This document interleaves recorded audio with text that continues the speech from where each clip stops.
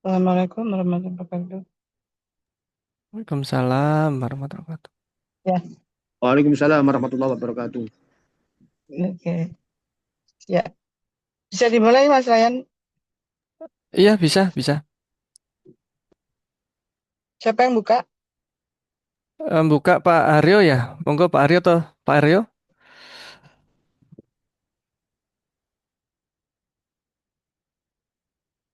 Pak Aryo nggak ada. Ya, kalau gitu izin saya buka saja ya. Oh, ini Pak Aryo ada. Ya. Pak Aryo, silakan Pak Aryo. Assalamualaikum warahmatullahi wabarakatuh. Waalaikumsalam warahmatullahi wabarakatuh. Selamat pagi, salam sejahtera untuk kita semua. Pertama-tama kita panjatkan puji dan syukur kehadiran Allah yang mana telah memberikan nikmat sehat, nikmat rezeki dan nikmat segala yang telah diberikan kepada kita semua. Sebelum acara kita mulai, izin dipimpin berdoa untuk kelancaran acara hari ini. Yang hormat Bapak Dr. Haji Saifuddin.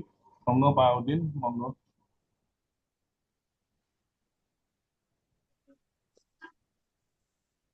Pak Udin. Ya, terima kasih. Assalamualaikum warahmatullahi wabarakatuh.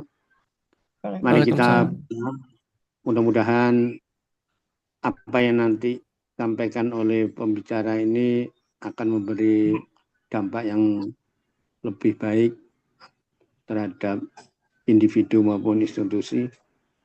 Kita berdoa menurut keyakinan masing-masing. Bismillahirrahmanirrahim. Alhamdulillahirabbil alamin. Hamda syakirin, hamdan na'imin, hamda yuafi ni'mahu wa yukafi mazidah. Ya Rabbana lakal hamdu kama baghil jalal wa ta'alim sultan. Allahumma salli ala sayyidina Muhammad wa ala ali sayyidina Muhammad.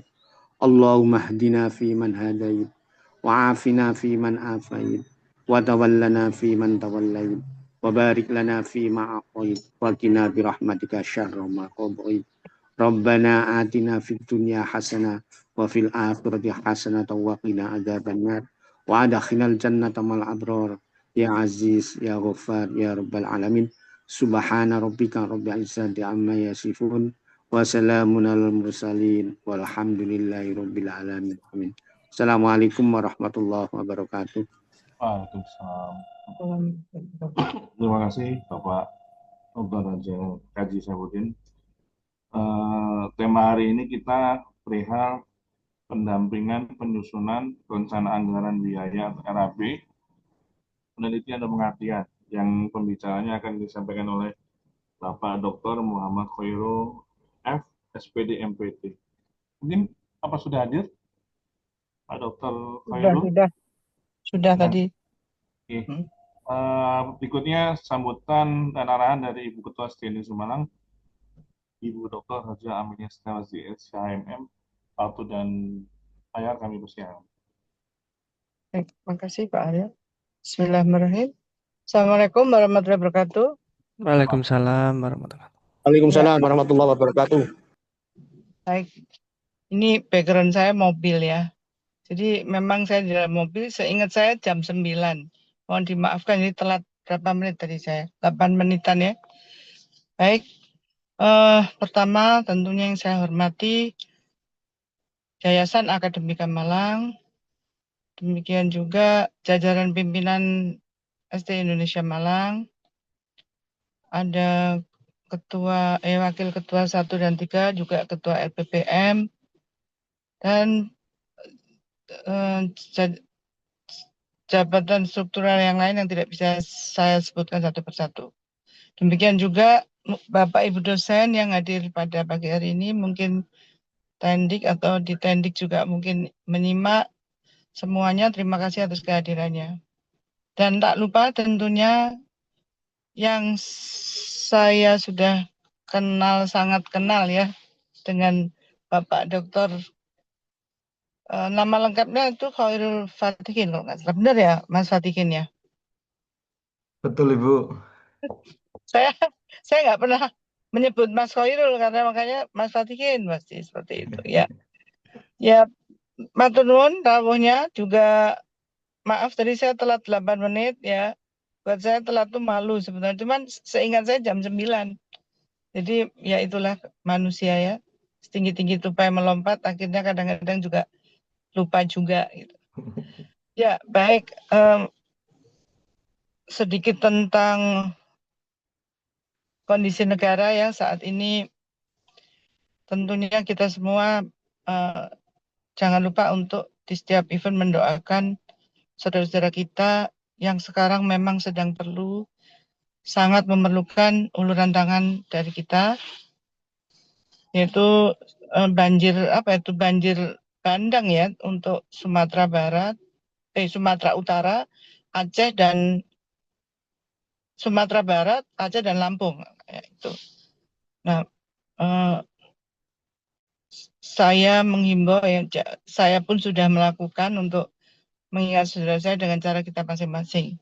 Syukur alhamdulillah juga hari ini kita semua dalam keadaan sehat, juga Malang aman ya tanpa, atau yang di Bandung ada dosen S2 kita yang Pak Bahrun mungkin hadir, Dr. Bahrun.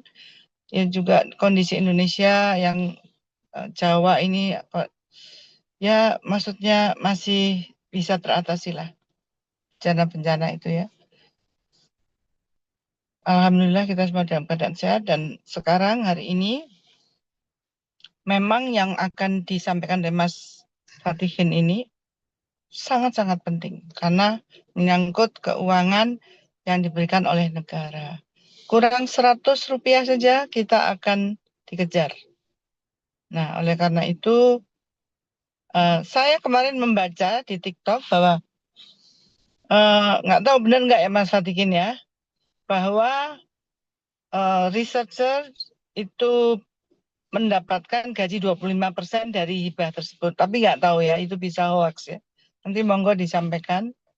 Dan saya juga selama berapa kali hibah penelitian, memang saya bekerja samanya dengan Mas Fatihin ya. Jadi di mana itu memang harus TikTok ya, antara peneliti dan juga penyusun anggaran atau pertanggungjawaban keuangannya. Mungkin dari saya seperti itu. Monggo disimak dengan baik kita semua, dan sekali lagi terima kasih Bapak Dr. Khairul Fathin yang sudah hadir hari ini. Semoga nggak kapok ya, lain kali bisa langsung offline ya Pak Ryan ya. Ya. Sekian dari saya. Mohon maaf bila tidak ada yang tidak berkenan. Terima kasih. Wassalamualaikum warahmatullahi wabarakatuh. Waalaikumsalam. Terima kasih Ibu Ketua Sdm Semarang. Yang terhormat Bapak Fatin, izin nanti sambil mengalir ya Pak, materi bisa Pak. disampaikan. Nanti izin teman-teman Bapak Ibu dosen yang ada di sini bisa melayangkan raise hand di layarnya apabila ada pertanyaan, biar tidak hanya sekedar Pak Fatin yang menyampaikan. Jadi kita ada TikToknya gitu, Pak Fatin mengalir. Izin begitu, Pak Ryan, kita mulai. Ya, dimulai saja ya. Waktu dan layar kami persilakan kepada Bapak Dr. Khairul Fatin dari Universitas Negeri Malang. Terima kasih. Monggo Bapak. Baik, Bapak. Terima kasih. Assalamualaikum warahmatullahi wabarakatuh. Waalaikumsalam warahmatullahi wabarakatuh. Selamat pagi, salam sejahtera bagi kita semua. Bapak Ibu yang saya hormati, Bu Ketua dan Bapak Ibu pimpinan STI Indonesia.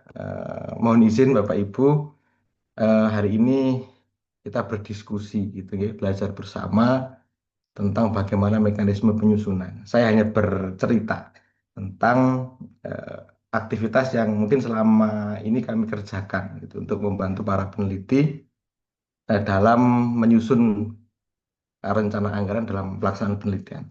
Alhamdulillahirrahmanirrahim, pagi ini saya bisa bersilaturahmi dengan Bapak Ibu dosen maupun tendik di STI Indonesia. Mungkin lain kesempatan Pak Ryan bisa offline untuk bisa lebih akrab gitu ya Bapak Oke, Ibu siapa? dalam eh, aktivitas-aktivitas yang lain. Em, Bapak Ibu yang kami hormati, saya izin share screen. bahwa apa namanya aktivitas penyusunan anggaran ini memang menjadi bagian yang tak terpisahkan dari proses penyusunan proposal Bapak Ibu. Hari ini mungkin menjadi bagian yang tak terpisahkan dengan beberapa hari yang lalu, mungkin Bapak Ibu sudah mengikuti kegiatan workshop dengan Prof. Agung. Beliau bercerita soal substansi proposal, kemudian kita lanjutkan di step berikutnya, yaitu eh, bagaimana penyusunan rencana anggaran biaya atau RAB dalam penelitian dan PKM. Pada dasarnya Bapak Ibu, penyusunan RAB ini eh, didasarkan atau dilaksanakan untuk merencanakan kebutuhan penelitian dan pengabdian Bapak Ibu, sehingga tidak ada aktivitas yang kemudian tidak tercover oleh pembiayaan yang kita usulkan. Nah, sebelum kita masuk ke sana, Bapak Ibu, mungkin Prof. Agung juga sudah menyampaikan, eh, kita perlu melihat dulu Bapak Ibu skema apa yang eligible dengan Bapak Ibu, gitu ya. Nah, ini ada di dalam akun Bima Bapak Ibu masing-masing. Silakan dicek di bagian usulan, baik di penelitian maupun pengabdian. Bapak Ibu bisa klik di bagian atas itu ada info eligibilitas. Nah, contohnya seperti ini. Nah, mana skema-skema yang eligible dengan profil Bapak Ibu di Bima maupun di PD Dikti, gitu, nggih. Beberapa contoh misalnya, eh, nah ini kami ambil dari salah satu akun dosen di UM gitu ya. Nah, UM tidak eligible dengan skema penelitian dosen pemula Bapak Ibu. Nah, mungkin di Bapak Ibu eligible gitu ya. Kemudian ada penelitian kerjasama antar perguruan tinggi. Ini juga bisa Bapak Ibu kerjakan. Kemudian bermitra dengan perguruan tinggi yang dalam klaster mandiri dan utama. Nah, selebihnya mungkin bisa dicek di masing-masing akun Bapak Ibu. Oke, kemudian apa itu pendanaan penelitian? Pada dasarnya pendanaan penelitian ini mengacu pada peraturan keuangan yang berlaku, Bapak Ibu. Pada nanti di slide berikutnya ada beberapa tampilan, begitu ya. Ada besaran biaya besaran biaya maksimal untuk masing-masing skema. Nah, ini yang disebut dengan SBK, standar biaya keluaran. Ada SPM dan ada SPK. Kalau SBK itu standar biaya keluaran yang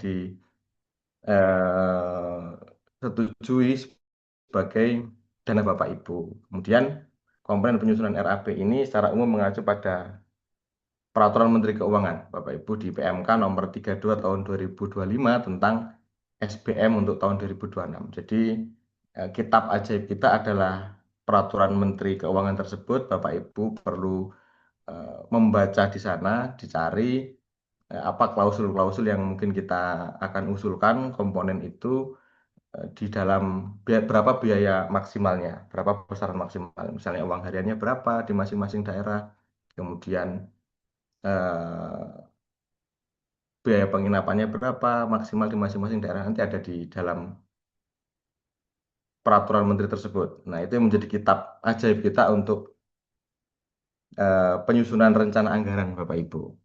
Baik, kemudian nah di tabel ini kami ambil dari pedoman DPPM 2026.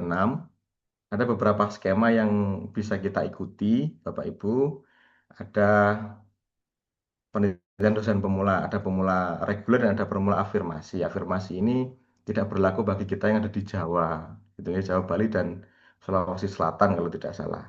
Nah, sehingga kita hanya bisa ikut di penelitian dosen pemula.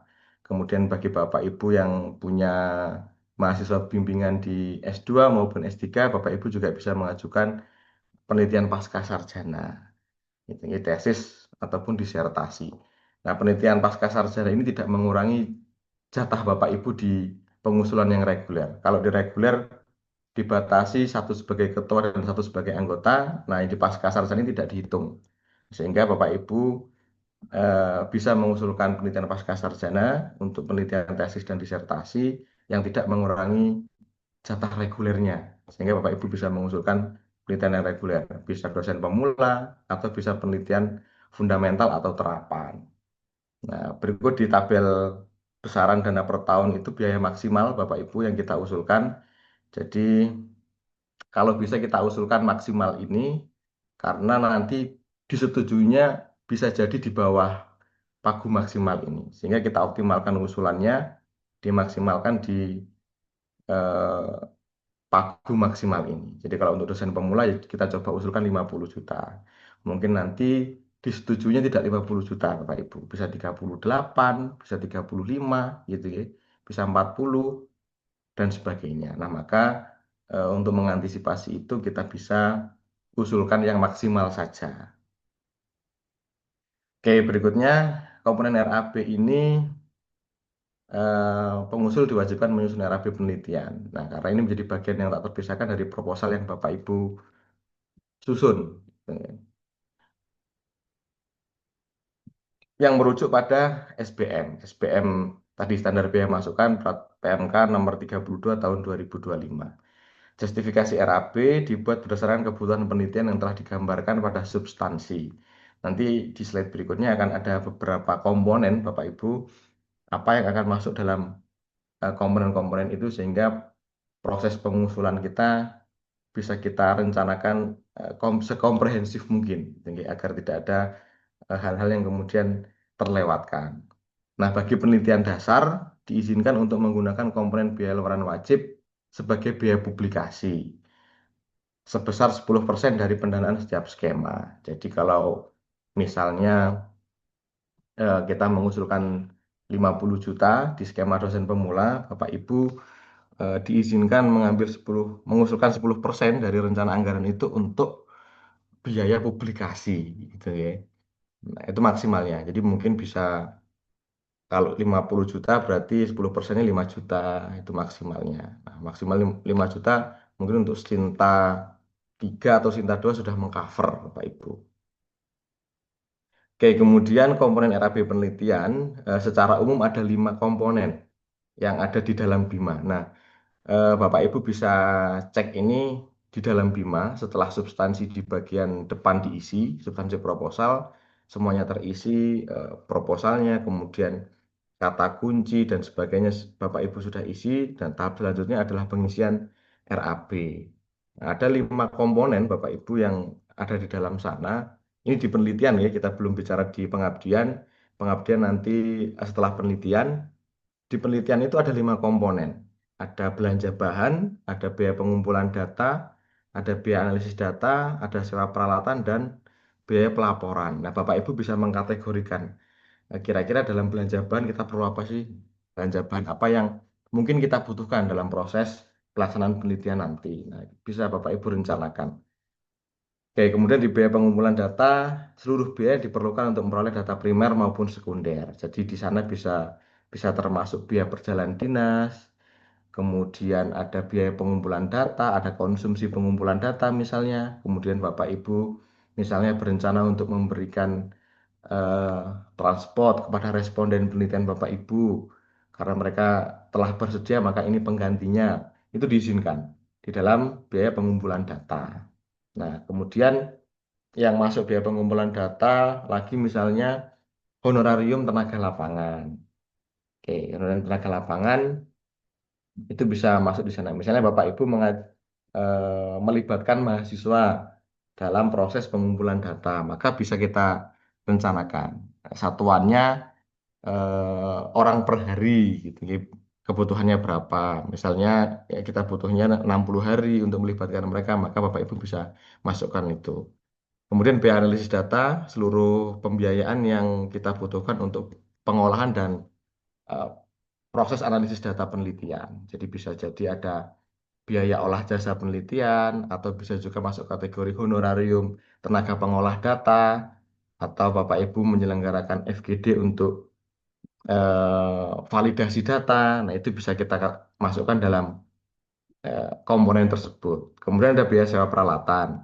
Ini mencakup biaya-biaya pemanfaatan peralatan yang tidak dimiliki sendiri.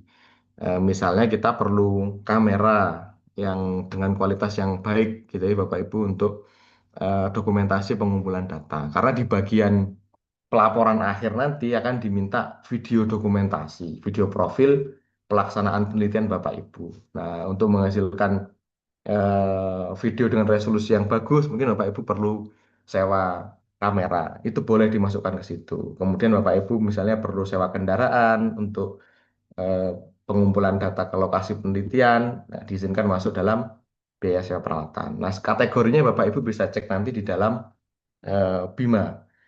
Kemudian ada biaya pelaporan dan luaran wajib. Nah, ini mencakup seluruh biaya penyusunan publikasi dan hal-hal lain yang berkaitan dengan luaran penelitian. Misalnya Bapak Ibu perlu penggandaan dokumen laporan, kemudian perlu penggandaan laporan akademik. Nah, itu Bapak Ibu bisa masukkan di situ. Misalnya Bapak Ibu untuk memperluas hasil penelitiannya, Bapak Ibu melaksanakan diseminasi hasil penelitian. Perlu konsumsi untuk pesertanya, boleh gitu ya. Bapak Ibu mengundang mahasiswa, Bapak Ibu mengundang orang-orang dari luar kampus untuk mensosialisasikan hasil penelitian Bapak Ibu, maka bisa kita cover dalam biaya pelaporan dan luaran. Baik, itu Bapak Ibu, pada dasarnya komponen pembiayaan ini perlu mengacu pada SBM tadi dan tentu dengan prinsip kewajaran. Jadi semuanya diizinkan, kecuali ada beberapa hal yang dilarang Bapak Ibu dengan prinsip-prinsip kewajaran. Jadi kalau misalnya Bapak Ibu perlu biaya untuk honorarium tenaga lapangan, oke, maka wajarnya berapa? Tidak mungkin kita mengusulkan misalnya 200 hari gitu ya. Nah, maka wajarnya berapa? Kalau misalnya kita libatkan dua mahasiswa, kemudian masing-masing terlibat dalam 60 hari pelaksanaan, maka itu masih dalam batas-batas kewajaran. Oke, kemudian konsep RAB Bapak Ibu, nah, digunakan untuk pemenuhan proses penelitian, untuk belanja alat dan bahan, untuk belanja pengumpulan data, belanja sewa peralatan, belanja analisis data, dan belanja pelaporan dan luaran. Misalnya Bapak Ibu perlu, karena tagihannya misalnya jurnal internasional bereputasi, maka mungkin Bapak Ibu perlu jasa translate, perlu jasa proofreading gitu ya, agar eh, kemungkinan diterima di jurnal internasional yang bereputasi lebih tinggi. Maka boleh itu dimasukkan dalam komponen biaya-biaya di luaran penelitian, Bapak Ibu. Oke, kemudian di alat dan bahan, nah, kita perlu menggunakan logika-logika seperti yang ada di slide ini, Bapak Ibu. Dalam pemenuhan kebutuhan itu kita butuh apa saja sih, gitu ya? Berapa jumlahnya? Berapa harga satuannya? Nah, itu mungkin kita bisa buat rank-rank dulu. Kita bisa buat rencananya di Excel, kemudian nanti setelah fix, kita bisa unggah di Bima, gitu ya. Nah, kemudian pengambilan data. Kita butuh berapa hari untuk melaksanakan perjalanan dinas misalnya. Butuh berapa orang yang terlibat. Kemudian harus pergi kemana, siapa saja yang harus ditemui. Nah, mungkin kita bisa rencanakan itu. Lebih detail, lebih baik Bapak Ibu. Misalnya eh, perjalanan dinasnya dibuat rinci. Kita perlu pergi ke Surabaya untuk mengumpulkan data di dinas apa misalnya dinas koperasi, gitu ya, berapa hari, perlu 2 hari, 3 hari, kita rencanakan secara rinci. Kemudian kita perlu berangkat lagi untuk validasi, kita perlu berangkat lagi untuk apa dan seterusnya. Mungkin bisa dibuat seperti itu lebih baik. Kemudian sewa peralatan, apa yang harus disewa? Berapa tarif sewanya? Nah, untuk sewa peralatan ini memang tidak ada maksimalnya, Bapak Ibu. Di penelitian itu tidak ada besaran biaya maksimal yang eh, apa namanya, yang perlu diikuti aturannya. Tapi kalau di pengabdian ada, Bapak Ibu. Untuk biaya belanja bahan dan inovasi itu berapa persen. Kalau di pengabdian sangat rinci. Kemudian di analisis data, kita butuh berapa hari untuk melakukan analisis data, butuh berapa orang yang terlibat, harus pergi kemana, apakah ada sampel yang perlu diuji. Kalau perlu diuji, kita perlu mengujikannya kemana. Kalau itu penelitian laboratorium misalnya, berapa jumlah sampelnya, di mana mengujinya. Nah, itu bisa kita rencanakan dalam komponen-komponen rencana anggaran biaya. Kemudian di luaran, apa luarannya? Bapak Ibu perlu memastikan luaran wajib yang perlu Bapak Ibu penuhi itu apa. Sehingga kita perlu merencanakan itu. Misalnya luaran wajibnya untuk skema dosen pemula adalah artikel yang publish pada jurnal nasional minimal terindeks Sinta 3. Nah, maka Bapak Ibu bisa merencanakan. Kira-kira saya akan submit kemana artikel ini, kemudian berapa biaya submitnya, berapa biaya yang saya butuhkan untuk penyusunannya, gitu ya. Apakah jurnal itu berbahasa Indonesia atau berbahasa Inggris? Kalau berbahasa Inggris, apakah saya perlu melakukan translate atau tidak? Kemudian apakah untuk memastikan kosakatanya betul, kalimatnya betul, apakah saya butuh proofreading atau tidak? Maka Bapak Ibu bisa merencanakan dari situ.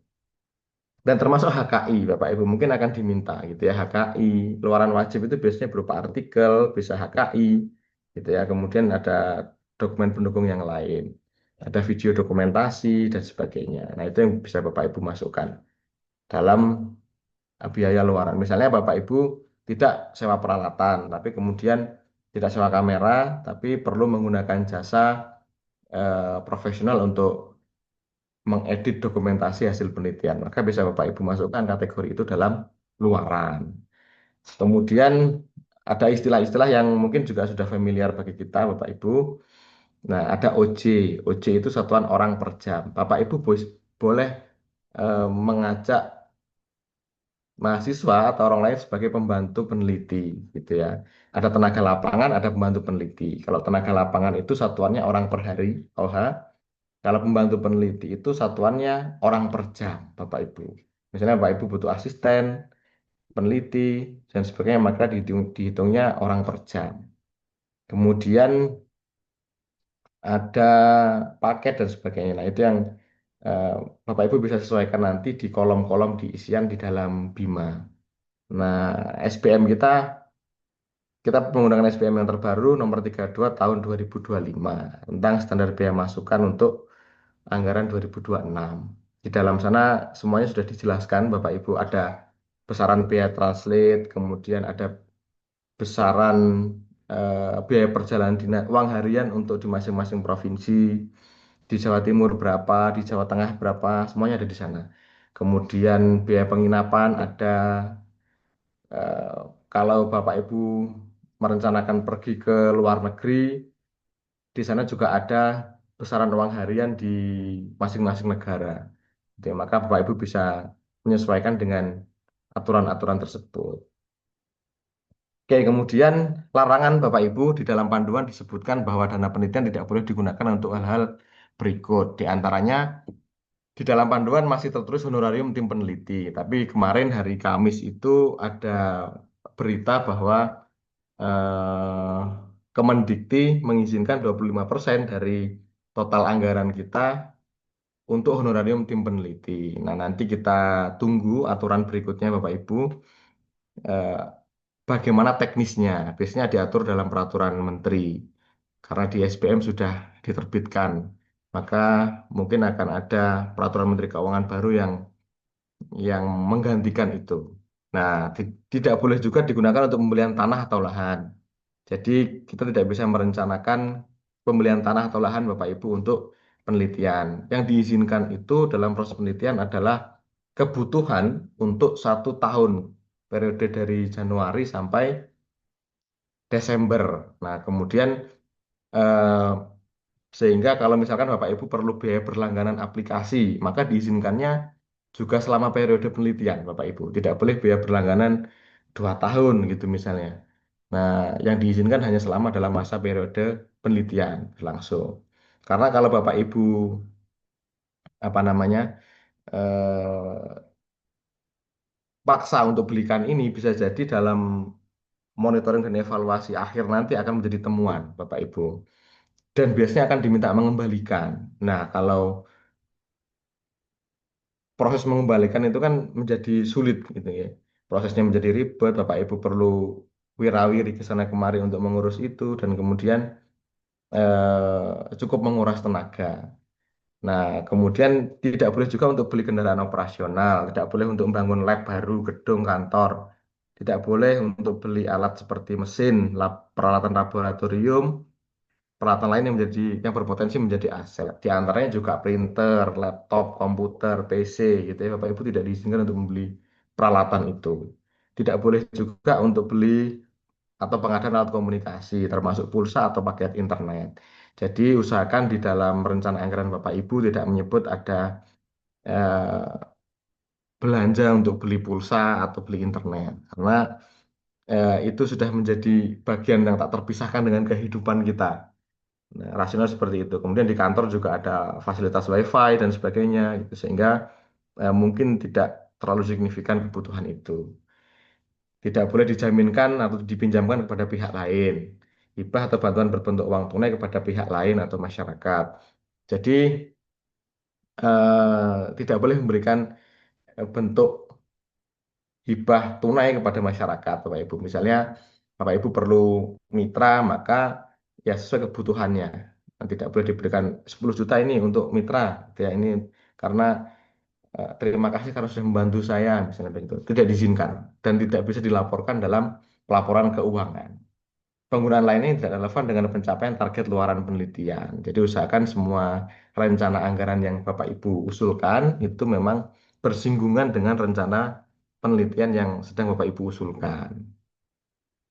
Oke, kemudian, nah ini angin segar Bapak Ibu bahwa pemerintah mengizinkan 25% dari dana penelitian untuk digunakan sebagai honorarium tim peneliti maksimal 25%. Jadi Bapak Ibu nanti eh, tunggu eh, peraturan yang terbaru terbit bagaimana soal ini gitu ya. Oke. Kemudian nah sampai di sini dulu Bapak Ibu untuk kegiatan penelitian. Apakah ada yang ditanyakan sebelum kita masuk ke program pengabdian? Izin, Pak Aryo. Mau, mau Pak Ryan. Nggih. Terima kasih Pak Fatihin. Nah, ini presentasi di penelitian sudah banyak ya yang mencerahkan ya, yang tadinya gelap gitu ya. Mungkin ada dua slide ya. Pertama mungkin yang ini Pak Fatihin yang tidak boleh dulu, hal-hal yang tidak boleh. Ini Pak. Nggih. Ini hal-hal yang tidak boleh kita anggarkan gitu ya, bahkan kita gunakan gitu ya seandainya kita dapat. Nah, pertanyaannya Pak Fatihin, larangan yang ini berarti khusus untuk dana penelitian atau nanti yang pengabdian juga kurang lebih seperti ini, Pak? Maksudnya seperti ini. Kalau pengalaman saya kemarin diajak Institut Pertanian Malang pengabdian. Itu mereka membelikan para petani itu semacam mesin ya Pak Fatihin, Oke. mesin untuk mengolah kompos yang organik. Nah, kalau saya baca di sini itu kan ada larangan yang pembelian alat seperti mesin gitu ya. Ya. Nah, itu bagaimana Pak Fatihin? Oke, terima kasih Pak Ryan. Yang di sini ini untuk penelitian Pak Ryan. Oh, ini untuk penelitian saja ya, berarti untuk pengabdian nanti larangannya beda lagi gitu ya. Secara umum sama, tapi yang membedakan hanya di pembelian peralatan seperti mesin tadi. Bedanya kalau di pengabdian itu mesinnya harus dihibahkan kepada mitra, Oh, dihibahkan ya, diberikan. diberikan kepada mitra, dengan dibuktikan ada berita acara serah terima aset dan sebagainya. Nah, tapi kalau di penelitian tidak diperbolehkan, Pak. Oke, jadi tidak boleh memberikan apapun ya, termasuk itu uang tunai gitu ya. Uang Oke, tunai. oke. Kalau uang tunainya berupa transport kepada responden diizinkan.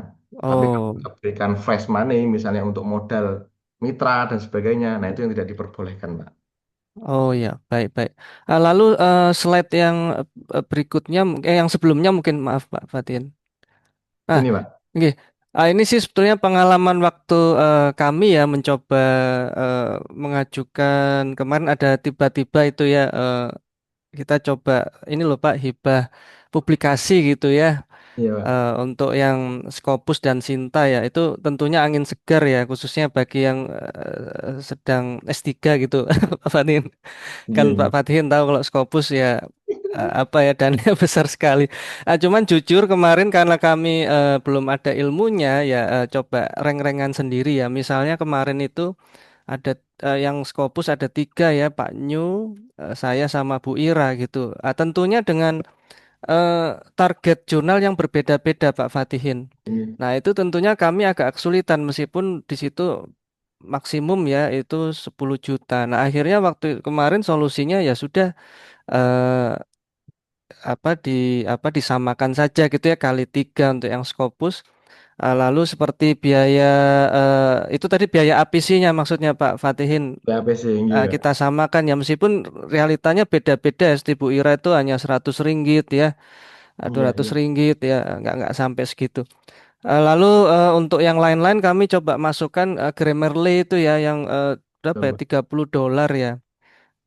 Hanya jujur tadi itu memang tidak optimal Pak Fatihin dari maksimum 10 ya kami coba maksimum 5 ya. Nah, pertanyaannya adalah hal yang seperti itu apakah aman mengingat nanti kalau di jurnal kan belum tentu terbit ya Pak Fatihin ya. Tentunya APC-nya nanti akan berbeda dengan realitanya di lapangan gitu ya. Mungkin yang tadinya submit di kayak Bu Ira di jurnal Malaysia 150 ringgit tiba-tiba mau nggak mau harus yang lebih mahal gitu ya. Eh, atau bahkan yang tadi ya pengajuannya mahal ternyata realita ya, APC-nya itu murah gitu ya atau yang free. Itu bagaimana Pak? Termasuk misalnya kalau kan kadang kita perlu tim ya. Kebetulan kalau kami kemarin kan bikin sendiri, mungkin ada tim. Nah, itu apakah bisa di-include-kan juga di pembuatan luaran ini Pak Fatihin? Kurang lebih seperti itu Pak Fatihin. Oke, terima kasih Pak Ryan.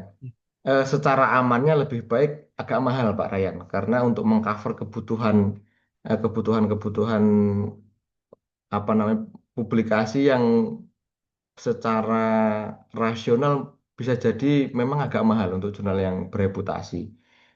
Sekarang itu mungkin sekitar $1.000 itu nilai kewajaran. 1.000 berarti ya sekitar 10 jutaan lebih Bapak Ibu, 10 juta atau 16 juta. Itu yang menjadi nilai kewajaran dalam publikasi. Tapi bisa disesuaikan dengan anggaran yang Bapak Ibu usulkan. Kalau anggarannya besar, nilai segitu saya kira wajar. Tapi kalau anggarannya tidak besar, kemudian kita habiskan untuk itu, nanti kalau diterima Bapak Ibu akan kesulitan untuk realisasinya. Gitu ya. Bisa jadi ya mungkin ada pergeseran-pergeseran rencana anggaran itu masih normal Bapak Ibu. Tapi kemudian sebisa mungkin yang kita rencanakan itu kita jalankan sedemikian rupa. Ya, tapi mungkin kondisi lapangan juga berbeda.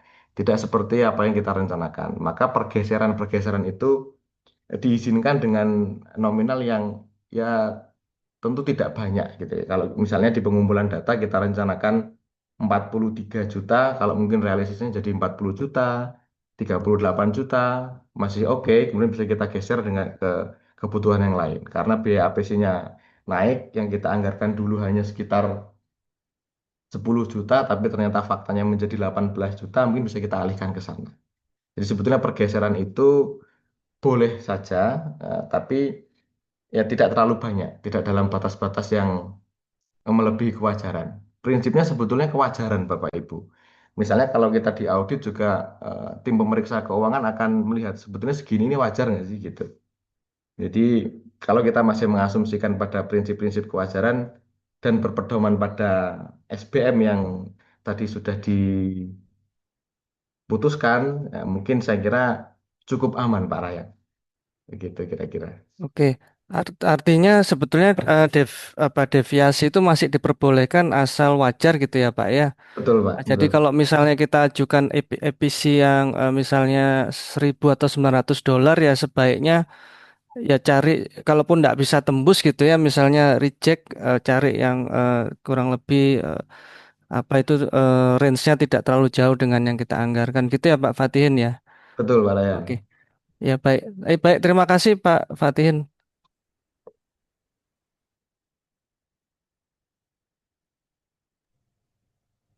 Ada pertanyaan yang lain Bapak Ibu?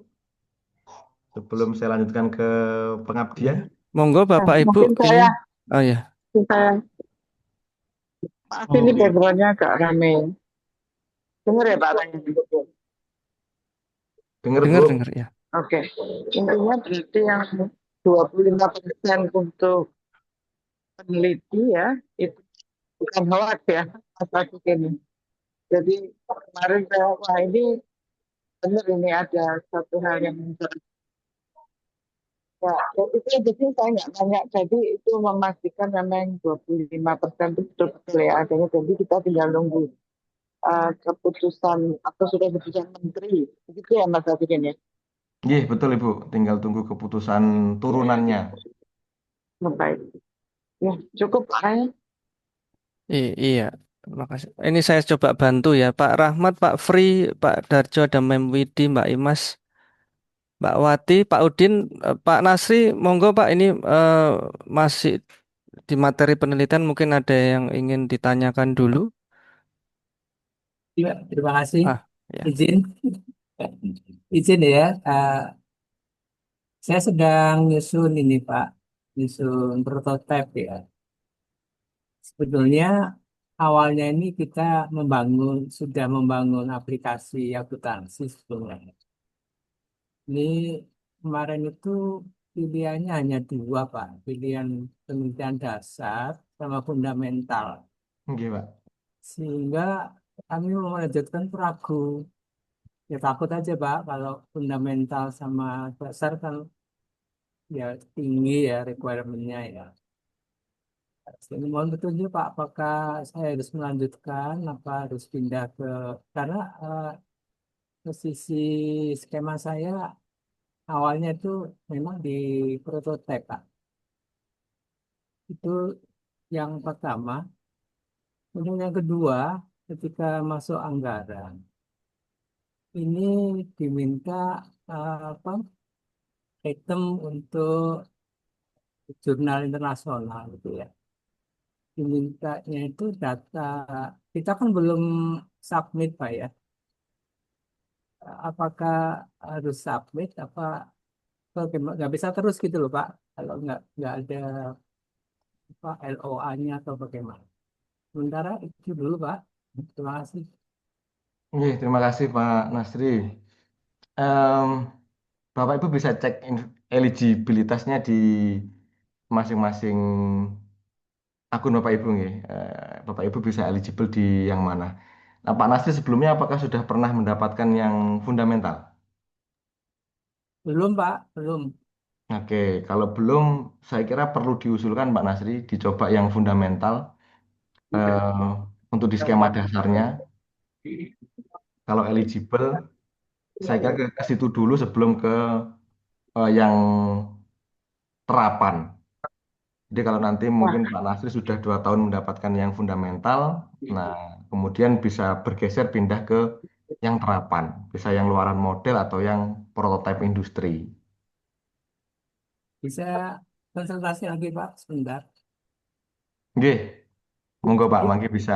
saya sejak 2023 saya mengembangkan aplikasi akuntansi untuk UMKM ya. Berdasar apa sistem akuntansi untuk UMKM yang sederhana. Kemudian sudah kami uji coba juga untuk beberapa UMKM ya. Apakah fundamentalnya itu dimulai dari awal lagi Pak untuk menyusun requirement-nya penelitian fundamentalnya Pak?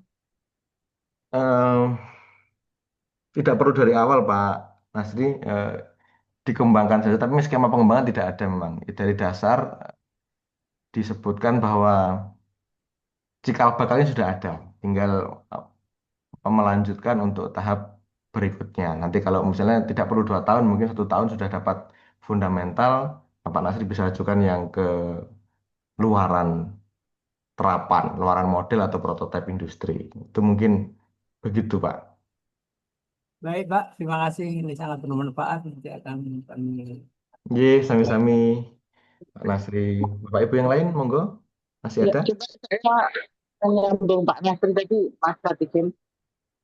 Sebetulnya tahun lalu Pak Nasri itu anggota saya untuk 2 tahun yang lalu untuk skema antar perguruan tinggi. Oke, Jadi Bu. sudah pernah. Nggih, Tetapi nggih, nggih. fundamental ini pernah nggak sih yang itu yang BPM 2 tahun kedua. Tinggal dilanjutkan saja berarti Bu ke dicoba yang luaran model. Betul kan? Nggih. Keluaran modelnya. Tapi beda banget Iya. karena kita kan itu kan ada UNESA apa ada marketing. Jadi sepertinya Iya, nggak tahu ya cocok nggak sama prototipe yang akan diusulkan asli. iya, iya, betul, betul. Ya. Em, nggih. Gitu Pak Nasri. Kalau sudah punya mitra sebaiknya memang langsung ke model keluaran keterapan saja yang bisa model atau prototipe. Nah, saya kira Pak Nasri sudah punya banyak mitra-mitra yang bisa diajak kerjasama untuk jadi mitra apa namanya pengembangan aplikasi tadi untuk uji coba dan sebagainya. Mungkin keterapan lebih baik karena sudah pernah menjadi anggota Bu Ketua di skema yang fundamental. Baik, Pak. Terima kasih, Bapak. Iya, matur nuwun. Cukup Bapak Ibu, saya lanjutkan ke yang pengabdian nggih. Nah, ini melanjutkan dari yang disampaikan Prof. Agung, Bapak Ibu. Nah, Prof. Agung menyampaikan substansinya, kemudian ini lanjutannya. Program pengabdian kepada masyarakat. Secara teknis, eh, program pengabdian ini lebih detail, Bapak Ibu. Proses Monef lapangan juga lebih detail. Site visitnya dilakukan, kemudian mitra-mitra juga dihubungi dan ditanya apakah betul pelaksanaan program ini dilaksanakan. Nah, maka memang pelaksanaan kegiatan pengabdian ini perlu direncanakan sedetail mungkin agar beberapa hal yang ada di sana tidak terlewat. Nah, Bapak Ibu, sama ada 5 halnya dengan di penelitian, tapi kalau di PKM ada beberapa hal yang menjadi eh, ketentuan. Misalnya dalam komponen biaya upah dan jasa tidak boleh lebih dari 10%. Kemudian biaya teknologi dan inovasi harus 50% paling kecil. Kemudian biaya pelatihan maksimal 20%, biaya perjalanan 15%, dan biaya lainnya maksimal 5%. Apa saja yang ada di dalam komponen-komponen itu, rinciannya berikut ini. Jadi di upah dan jasa 10% Bapak Ibu dari total dana usulan. Kalau Bapak Ibu mengusulkan 50 juta, maka biaya upah dan jasanya 5 juta. Nah, ini diperuntukkan bagi tim pelaksana, tidak diperuntukkan untuk tim pelaksana, mahasiswa yang terlibat, mitra, dan mitra Dudi atau CSR yang terlibat. Jadi biaya upah jasa ini digunakan untuk memberikan upah kepada tenaga teknis yang membantu. Gitu ya. Besaran upah ini seseorang yang punya keahlian khusus, misalnya Bapak Ibu perlu pengabdiannya pengembangan aplikasi, maka upah ini untuk upah pengembangan aplikasi boleh dilakukan. Besarannya maksimal 25.000 per jam dengan maksimal sehari 3 jam Bapak Ibu. Gitu ya. Dan kurun waktu 20 hari kerja dalam sebulan. Jadi dalam sebulan diizinkan untuk upah dan jasa ini maksimalnya adalah 20 hari dan per hari 3 jam. Kemudian pembantu lapangan ini orang yang tanpa keahlian khusus, artinya ini di luar dari mahasiswa yang terlibat. 80.000 per hari dengan masa kerja maksimal 20 hari sebulan. Ini untuk komponen biaya upah dan jasa. Misalnya Bapak Ibu perlu tukang untuk membuat apa yang Bapak Ibu rencanakan, nah itu bisa masuk dalam komponen biaya ini. Kemudian biaya teknologi dan inovasi. Nah, ini komponennya paling besar Bapak Ibu. Minimal 50% dari total dana usulan. Kalau Bapak Ibu mengusulkan 50 juta, maka paling tidak 25 jutanya harus kita alokasikan untuk teknologi dan inovasi, untuk beli mesin, untuk beli peralatan, dan sebagainya yang akan kita hibahkan kepada mitra. Nah, di komponen biaya teknologi ini yang akan kita hibahkan ke mitra nantinya. Misalnya mitra kita perlu alat pengering makanan gitu ya yang untuk UMKM keripik dan sebagainya. Nah, maka Bapak Ibu bisa menghibahkan peralatan yang kita kembangkan itu untuk mereka. Dibuktikan dengan berita acara dan sebagainya. Nanti akan terlampir dalam laporan akhir Bapak Ibu. Nah, semua acuan biaya produksi meliputi pengadaan, penyewaan, dan atau pembelian barang harus mengacu pada harga wajar. Nah, di dalam penyusunan RAB di pengabdian harus mencantumkan link HPS, Bapak Ibu, harga perkiraan sendiri yang bisa kita ambil dari marketplace atau dari e-katalog. Nah, pada komponen ini terdapat 3 subkomponen. Jadi Bapak Ibu tinggal sesuaikan kebutuhannya masuk ke mana. Masuk ke barang komponen produksi, alat teknologi tepat guna, atau masuk dalam bahan baku produksi. Nah, Bapak Ibu tinggal isi sesuai dengan item-item yang tersedia di Bima. Oke, kemudian di biaya teknologi ini, nah ada hal yang tidak diperbolehkan juga, sama seperti di penelitian, misalnya pembelian tanah dan lahan juga tidak diizinkan. Tidak boleh untuk beli kendaraan operasional, tidak boleh untuk melakukan renovasi ruangan, sehingga tidak boleh untuk beli komputer, laptop, dan sebagainya. Nah, Bapak Ibu jadi tidak boleh menghibahkan eh, bentuk-bentuk itu kepada mitra, tidak boleh beli furniture, tidak boleh bangun sarana prasarana, renovasi, atau pembelian binatang ternak. Jadi yang diizinkan ya peralatan seperti mesin, kemudian misalnya Bapak Ibu membantu eh, PKM-nya adalah pengembangan website untuk UMKM atau website untuk desa, eh, UMKM di level desa, dan sebagainya yang skalanya mikro, itu mungkin Bapak Ibu juga bisa masukkan. Oke, kemudian ada biaya pelatihan, Bapak Ibu. Nah, di sini 20% dari total dana yang disetujui.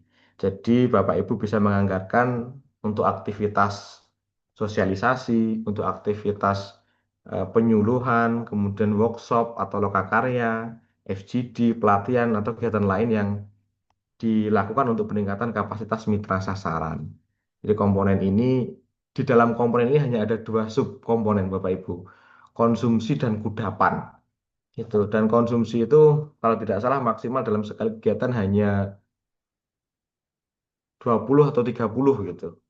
Jadi ada batasannya. Jadi Bapak Ibu perlu apa di bagian itemnya itu perlu dirinci sosialisasi untuk kegiatan apa, penyuluhan apa, workshop apa, gitu ya, pelatihan apa, sehingga kalau pelatihannya lebih dari sekali, pelatihan yang pertama apa, pelatihan yang kedua akan jadi pelatihan apa dan sebagainya. Sehingga Bapak Ibu rinciannya kecil-kecil. Kemudian komponen biaya perjalanan, ini maksimal 15% Bapak Ibu. Di dalam Bima itu di pojok kanan masing-masing komponen ini ada hitungannya. Nanti saya tunjukkan Bapak Ibu. Jadi Bapak Ibu bisa melihat di sana. Oh, ini sudah 15%. Oh, ini melebihi 15%, maka harus saya potong gitu ya. Ini belum 15%, maka ini yang berpotensi kita bisa tambahkan agar mendekati 15%. Nampaknya kalau 15%, 10% itu sangat sulit Bapak Ibu. Jadi 14,90, kemudian 9,9 sekian persen itu. Untuk bulat ke 10% atau 15% sangat sulit. Nah, jadi Bapak Ibu bisa menyesuaikan itu. Kemudian biaya untuk mencakup perjalanan ini dalam negeri, kalau pengabdian tidak boleh digunakan untuk perjalanan luar negeri Bapak Ibu. Ini komponennya ada penginapan. Kalau dilaksanakan di luar daerah, gitu ya. Kalau di luar Malang misalnya Bapak Ibu bisa mengalokasikan untuk penginapan. Tapi kalau di Malang Bapak Ibu tidak bisa mengalokasikan untuk penginapan. Transport lokal, uang harian, dengan sewa kendaraan dan transport antar kabupaten.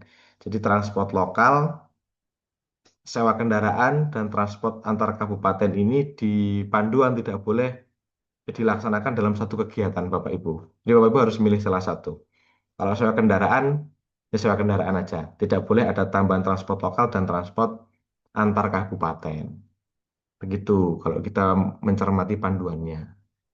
Kemudian di biaya lainnya ini maksimal 5%, lainnya ini di dalamnya untuk mencakup kebutuhan biaya luaran Bapak Ibu. Jadi untuk biaya bayar APC artikel, kemudian bayar publikasi di media massa, kalau ada biayanya maka bisa kita anggarkan di sini. Dan ada komponen biaya luaran video. Nah, video ini kalau di program pengabdian itu harus diunggah di apa namanya sosial medianya institusi Bapak Ibu, sehingga eh, memang wajib luaran berupa video menjadi luaran wajib yang perlu dianggarkan. Oke, begitu. Kemudian, nah ini tampilan screenshot dashboard usulan untuk program pengabdian, Bapak Ibu. Beberapa hari yang lalu kami mengusulkan untuk kegiatan inovasi seni Nusantara, ini kategorinya masuk pengabdian. Nah, dana usulannya maksimal 80 juta.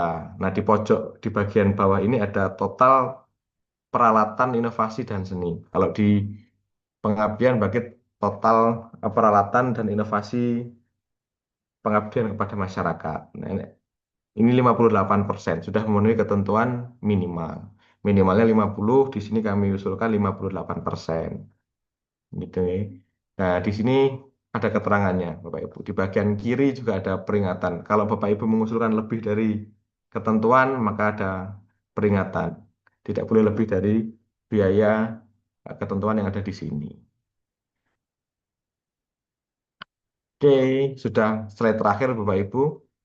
Adakah yang perlu kita diskusikan? Monggo.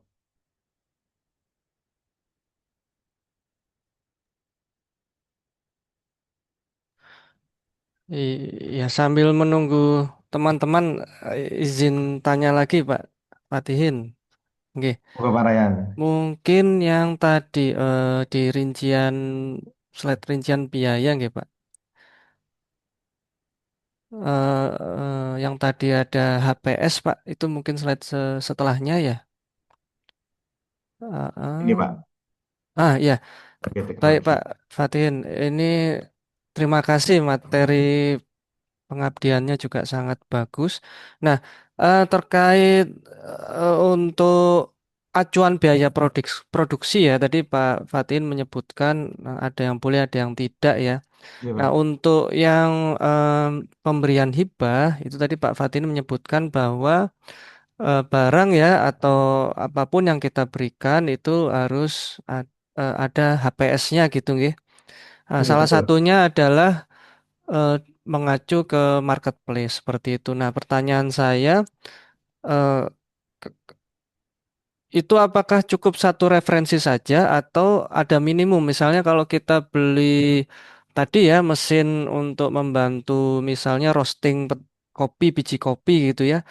Nah, itu apakah cukup di satu link saja atau ada minimum misalnya butuh dari 3 link terus kita rata-rata average ya. Nah, itulah yang kita akan cantumkan sebagai kewajaran harga. Artinya acuannya tidak satu gitu Pak Fadihin. Jadi Iya.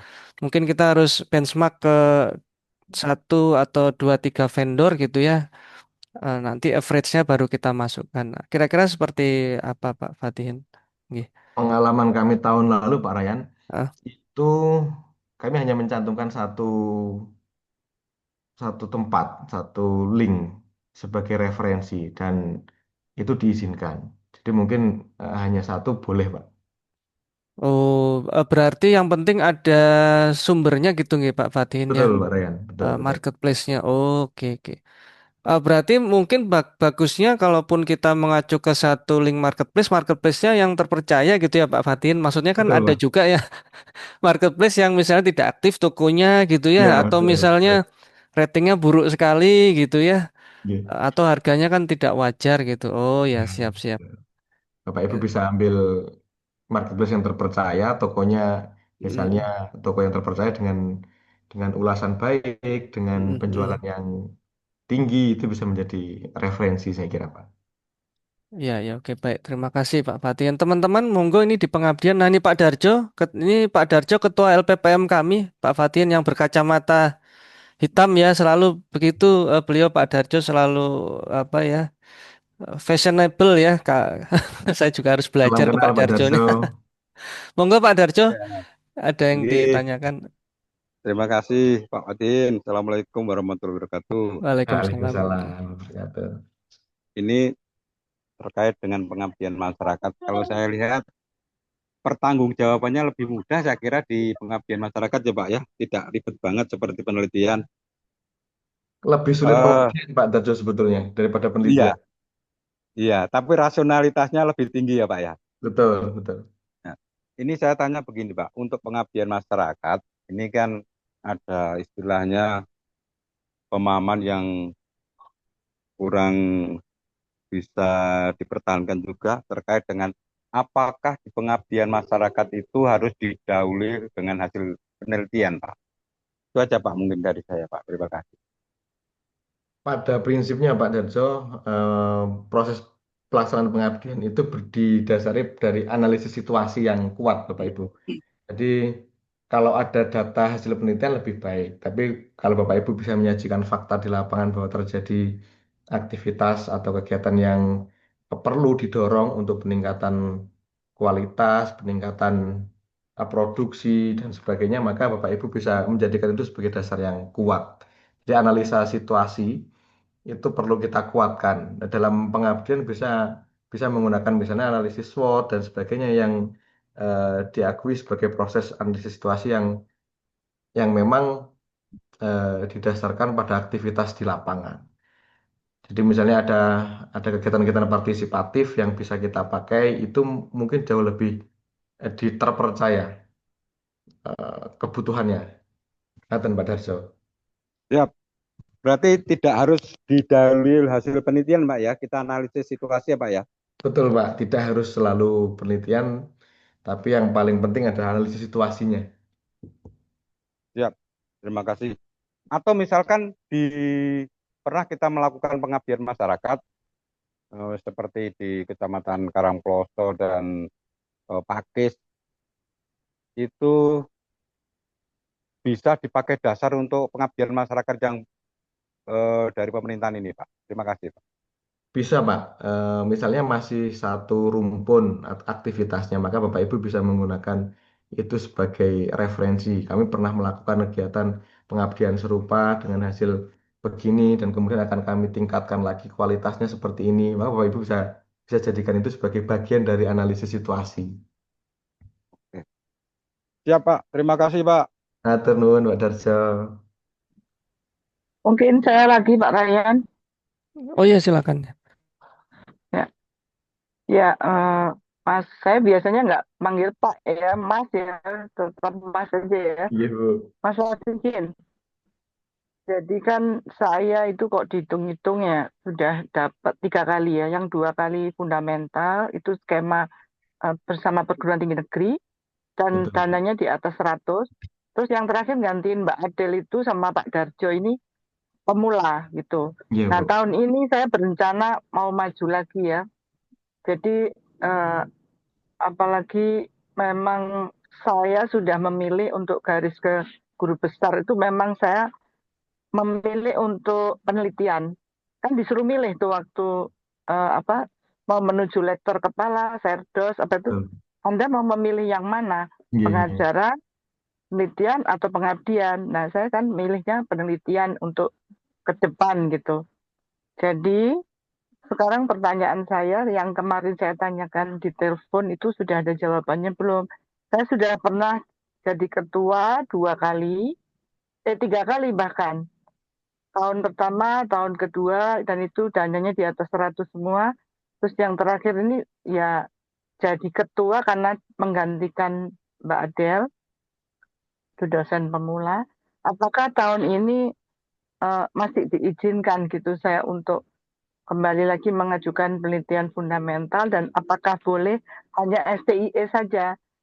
Apakah saya tetap harus, adakah skema yang hanya STIMA saja atau saya harus menggandeng perguruan tinggi negeri lagi atau bagaimana tuh Mas Fatihin?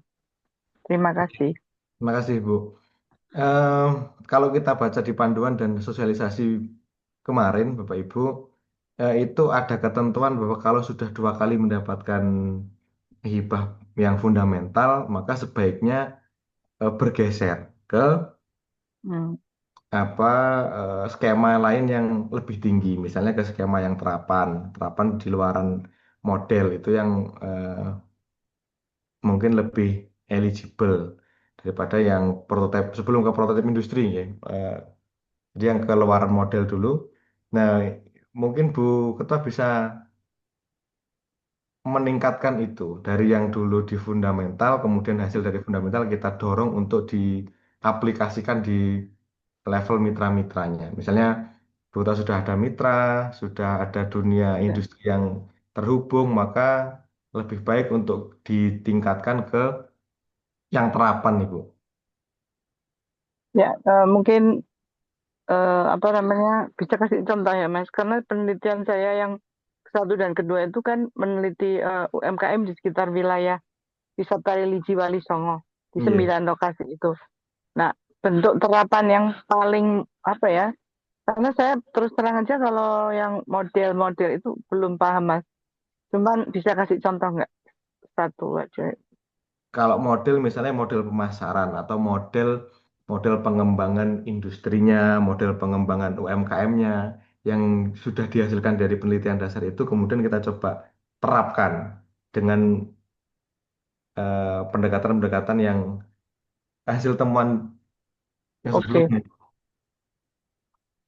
ya itu. mungkin nanti saya WA lagi, kepengen lihat apa ya bentuknya template atau semacam ajuan proposalnya, punya nggak tuh Mas Fatihin? Insya Allah ada, Bu.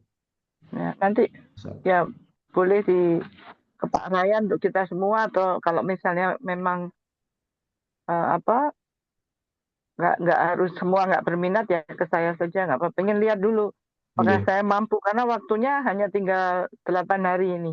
iya, Bu. Jadi tapi nggak sulit sih karena kemarin kan sudah meneliti dan saya konsentrasinya tuh di keuangan kewirausahaan. Jadi sudah jelaskan ke sana itu akan saya perdalam lagi bagaimana mengedukasikan soal keuangan itu ke kewirausahaan dengan beberapa Betul. variabel yang sudah saya teliti itu kan maksudnya Mas. Iya, betul, Bu. Ya, ya udah. Terima kasih Mas Satrio.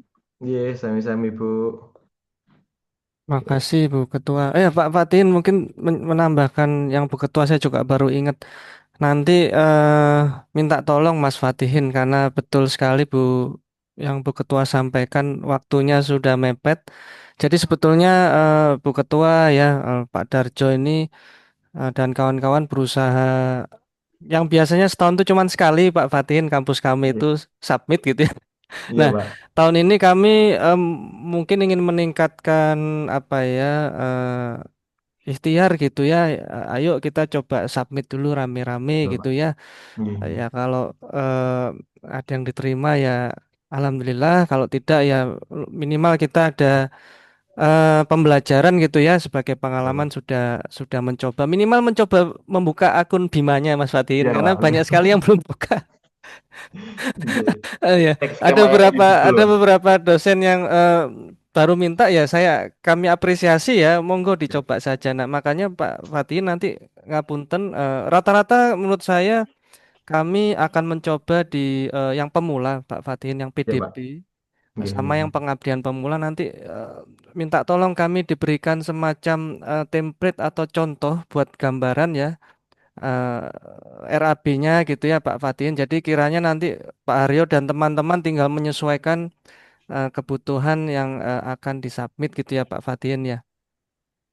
Jadi contoh-contoh apa itu RAB gitu Pak Fatihin. Nanti yang teman-teman mungkin tinggal custom gitu Pak Fatihin. Khususnya untuk yang PDP sama yang pengabdian pemula sama yang tadi apa di request Bu Ketua gitu nggih. Karena Iya, kalau iya. Bu Ketua memang sudah sangat sering yang memang sesuai apa Prof Agung kemarin ngediko memang kalau sudah kalau yang belum pernah memang harus dari yang fundamental atau basic gitu Betul, ya. Pak. Iya. Penelitian dulu, nah nanti baru naik ke pengabdian, nanti baru nanti naik yang prototype, riset dan lain sebagainya. Nah, nanti minta tolong itu ya Pak eh, Fatihin nggih. Sama satu lagi Pak untuk yang pengabdian ini saya mau tanya. Kalau dari pengalaman Pak Fatihin mengawal ini ya UM ya itu untuk pengabdian apakah bagusnya gitu ya kita itu selalu di rancangan atau di perencanaan itu memberikan hibah gitu atau sebetulnya tidak harus misalnya kalau dari pengalaman saya yang kemarin gitu ya, saya kebagian membuatkan misalnya website dulu gitu ya Pak Fatihin ya. Cuman ternyata user-usernya para petani itu anak mudanya kan sudah tidak ada Pak Fatihin ya, tidak ada yang seneng lah jadi petani ya, udah Iya, Pak. kemana-mana.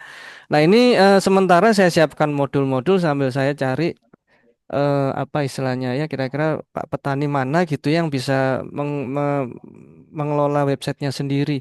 Nah saya jadi kepikiran gitu ya seperti kemarin pesannya Prof Agung sama Bu Desta ya. Jangan-jangan para petani ini atau siapapun usernya ini belum tentu perlu alat dulu gitu Pak Fatin atau Iya, Pak. teknologi. Misalnya pengabdiannya bentuknya hanya awareness gitu ya atau sosialisasi atau misalnya literasi dulu gitu ya, literasi digital, literasi keuangan. Nah, apakah kalau dari pengalaman Pak Fatihin mengawal UM ya, apakah peluang diterimanya hibah pengabdian itu tanpa kita memberikan apa barang gitu ya dalam bentuk fisik itu juga memungkinkan Pak. Mungkin itu Pak Fatihin. Saya rasa memungkinkan, Mbak Ryan. Di Ya. sini kan ada komponen biaya teknologi dan inovasi. Mungkin kalau kita tonjolkan di inovasinya itu bisa juga menjadi bagian dari itu. Kira-kira inovasi apa yang mau kita eh, kembangkan, kita dorong untuk mengembangkan kualitas produksi petani misalnya. Dari pendekatannya, dari cara menggunakan media komunikasi misalnya itu juga saya kira masih bisa dirasionalkan Pak Ryan. Jadi belum bisa jadi bentuk teknologinya itu bukan teknologi peralatan, tapi teknologi komunikasi, teknologi informasi yang basicnya adalah manusianya. Saya kira begitu. Oh, oke. Jadi untuk pengembangan SDM-nya gitu nggih Pak ya di Ya betul Pak. Oke, siap-siap. Baik, terima kasih Pak Fatin. Nggih, mungkin Pak Haryo, monggo Pak Haryo, Pak Nyu, Pak Fri, Bu Ira, Bu Wati, Bu Mas Monggo Putri, yang lain mungkin. Pak Rahmat, Pak Nasri, pengabdian, Bu Ira mungkin? Pak Ryan kalau sambil nunggu yang mau tanya, saya boleh nambah? Boleh, boleh. Mungkin untuk nambahin ini ya, semangat dari Bapak Ibu dosen. Mas Afikin, maaf ini ada hubungannya, tapi ini sebetulnya hasil bincang-bincang saya dengan founder dan rektor Amikom, Profesor Suyanto, di mana S1-nya beliau adalah insinyur atom ya, S3-nya itu ekonomi syariah. Kira-kira sebulan yang lalu saya minta beliau untuk jadi penguji saya di pendidikan dokter saya yang kedua, itu memberikan wawasan seperti ini. Kuliah, Bu Amel, pokoknya 2026 kita harus mengejar hibah. Kalau beliau sudah hibah yang dari luar negeri, yang dikti itu sedikit katanya. Untuk apa? Karena PTS sudah tidak bisa lagi mengandalkan dari uang SPP saja. Jadi dengan perbandingan 70% banding 30% untuk 2026. Namun menuju 2030 itu akan dibalik. 70%-nya adalah hibah atau dari penelitian, 30%-nya SPP. Nah itu Bapak Ibu sekalian. Monggo Pak Ryan, Pak Darjo, saya dukung sepenuhnya. Perlu ajukan semua. Semua maju aja. Mana pemula apa. Dan lagi sekarang ada kita, maksudnya yang dulu tuh kan, ya mungkin peneliti kadang-kadang kecil ya untuk penelitinya, tapi sekarang sudah ada pencerahan tadi yang juga divalidasi oleh Mas Fatihin, 25% untuk peneliti itu halal ya. Jadi monggo, ayo semangat, 9 hari itu bisa. Saya kan udah pernah ngalami ya beberapa kali itu. Yang penting yang disubmit sesuai permintaan dan nanti yang outputnya itu harus persis seperti dijanji. Nah itu memang saya juga belajar dari Mas Fatihin ini, Bu harus persis ya. Udah Pak Ryan juga selalu mengingatkan. Itu saja sih. Jadi monggo, karena sahabat saya yang dari Universitas Amikom mahasiswanya 12.000 mungkin itu. Sebelahnya tuh kampus UGM. Tapi untuk akreditasi pun Prof. Yanto sudah Indonesia juga, tapi ambil akreditasi atau apa itu namanya ISO gitu yang dari luar gitu udah banyak banget. Itu menasehati saya, pokoknya 2026 30% usahakan penghasilan TTS itu dari research, 70% tuh dari SPP dan bisnis-bisnis yang lain ya. Tapi kalau 2030 di depan usaha seperti sekarang kita semua membangun unit bisnis, jadi sementara kita berpikiran apa realistis di depan mata, kita bisa mendapatkan dana dari coba untuk mengawal bersama-sama. Mungkin itu Pak Ryan. Ya, makasih.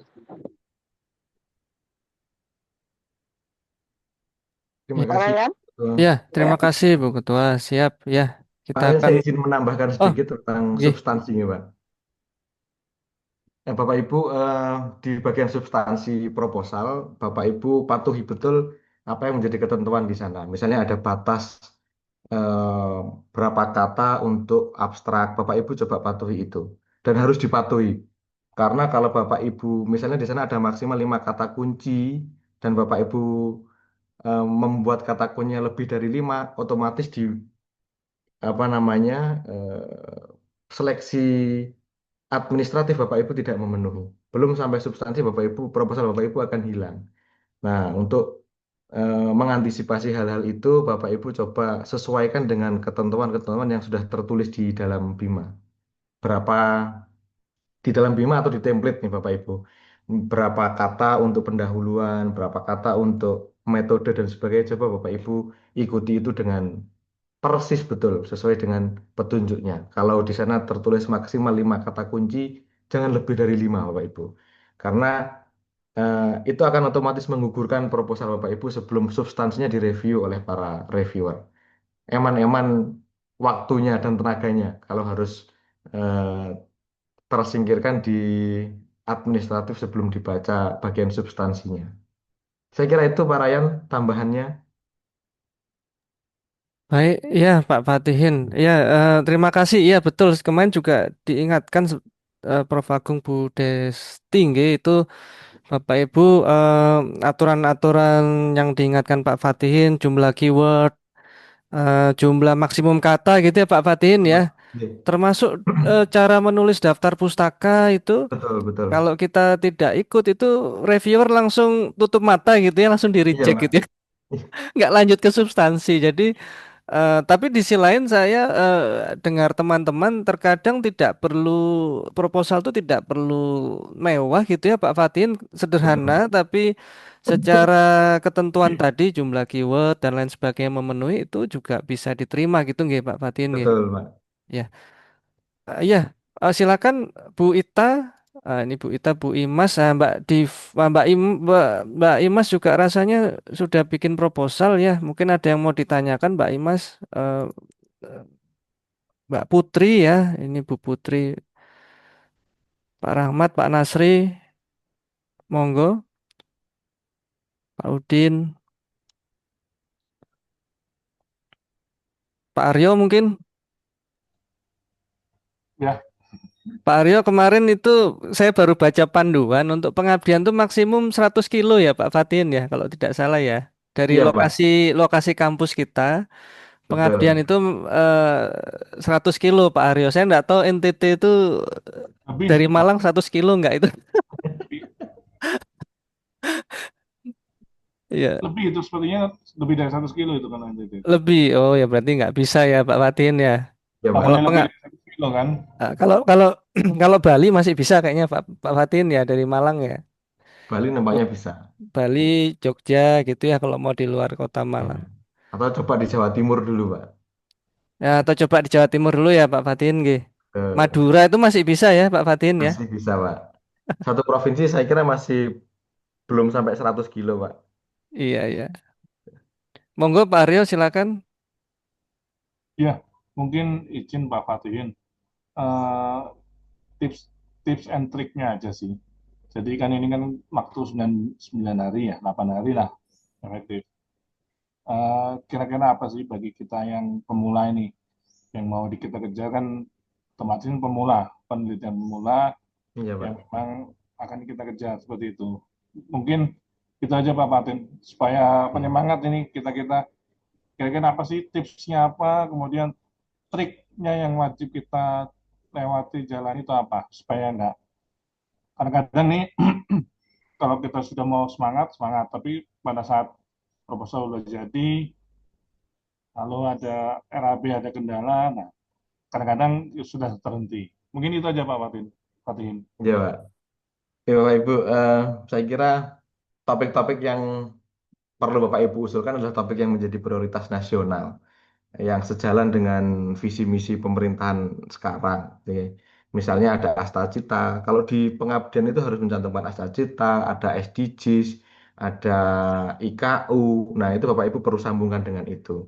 Nah, jadi kira-kira mana yang relate dengan Astacitanya pemerintahan Prabowo, kemudian apa yang menjadi masalah di level lokal, apa yang bisa disambungkan dengan SDGs. Nah, itu yang saya kira menjadi poin-poin penting Bapak Ibu untuk menjadi apa proposal yang berpotensi untuk diterima. Dan kemudian Bapak Ibu cari saja yang simpel-simpel. Kalau di bagian pemula jangan eh, berangan-angan akan menyelesaikan masalah nasional dulu gitu. Tapi carilah masalah yang spesifik, misalnya pada komunitas tertentu, pada kelompok tertentu, yang mungkin ini menjadi masalah yang besar gitu ya, yang dekat dengan aktivitas Bapak Ibu. Kalau Bapak Ibu selama ini dekat dengan aktivitas UMKM, kemudian aktivitas misalnya pembiayaan, kredit mikro dan sebagainya, jangan jauh-jauh dari situ Bapak Ibu. Eh, Cari yang memang sehari-hari dikerjakan Bapak Ibu dan Bapak Ibu tahu persis masalahnya. Itu saya kira proses mengulasnya menjadi lebih komprehensif. Bapak Ibu menjabarkan masalahnya menjadi sangat sangat tahu masalahnya, kemudian Bapak Ibu bisa merencanakan solusi-solusi yang kemudian bisa dilaksanakan di kemudian hari. Saya kira begitu Pak Haryo. Jadi jangan jangan mencari masalah di proposal Bapak Ibu, carilah yang dekat dengan aktivitas dan kemudian menjadi interest Bapak Ibu. Menjadi interest selama ini publikasi Bapak Ibu banyak di bidang apa, ya carilah sambungan di situ. Ya jangan cari bidang-bidang baru yang memang akan berseberangan. Mungkin begitu Pak Haryo. Izin Makasih. Pak, Monggo tanya Pak Pak. Dodo. Oke, terima kasih. Pak Wadihin, repoti lagi nih. Monggo Pak Darjo. Eh, saya pernah baca ya penelitian terkait beberapa hal. Itu bagaimana kita caranya untuk biasanya kan bla bla bla pakai teori ini. Nah, itu bagaimana Pak? Kita mungkin kesulitannya teorinya itu Pak. Untuk mengambil teori siapa itu bagaimana caranya itu Pak ya? Dari teman-teman kelihatannya masih bingungnya di situ Pak. Misalkan pengembangan ini dengan teori titik-titik dan sebagainya, itu mungkin perlu pencerahan dari Bapak. Terima kasih Pak. Oke, Bapak Ibu bisa cari referensi-referensi yang mutakhir dari artikel-artikel misalnya yang baru-baru ini dipublish atau dalam kurun 5 tahun dipublish yang berkaitan dengan itu bisa Bapak Ibu jadikan referensi. Nah, sehingga teorinya mungkin bisa mirip-mirip dengan itu.